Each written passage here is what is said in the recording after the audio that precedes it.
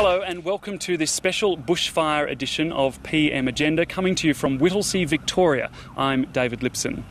Well, the residents of a small town which lost its centre a week ago were allowed back in for the first time today.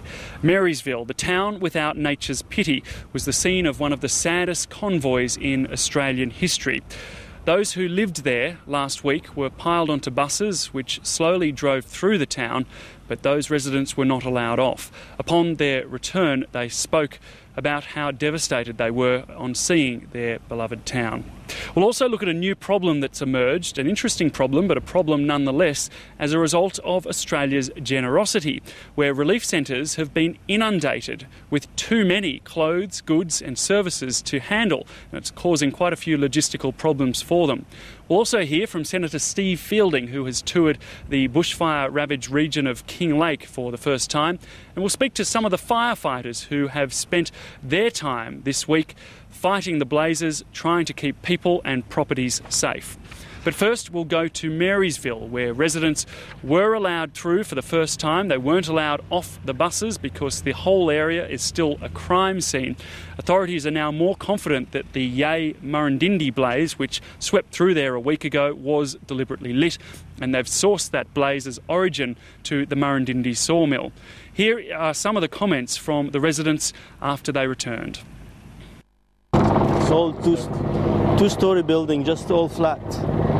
The car we lifted in the driveway, it's all black, it's melted, it's all gone. No more Marysville. And it took years and years and years to build it again. I saw their property. That's what was the worst thing, is seeing my grandfather's car, because that's where he was found, just right beside it. And that's where I cracked, right there. And I just screamed at myself, and I'm just like, how is this to happen? Like, why is this to happen to us? It just never happened to me. Anything like this has never happened to me before. Like, Grandpa was like almost ready to go, but in this state I didn't want him to go. Like, even though it was the best for him, I just didn't want him to go and that kind of stuff, you know. It's not really much else we can do about that. So there's nothing left. Our bus is gone. Sorry. Yep. And house is gone, so friends have gone.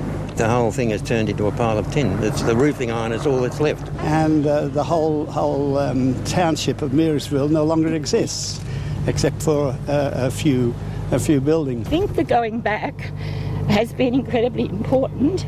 I couldn't have stood and watched it burn, but now I feel I needed to see it and to know that it's gone. Everyone's sitting there quietly and looking for their neighbours' houses and looking for their houses, and especially the people who died, looking at their houses and wondering what happened to them. Now we can know what's there and we can move on and make plans for the future. I just want to go there and build everybody, pretty much. I just want to help everybody and just get it over and done with, and everyone to live a normal life like we were.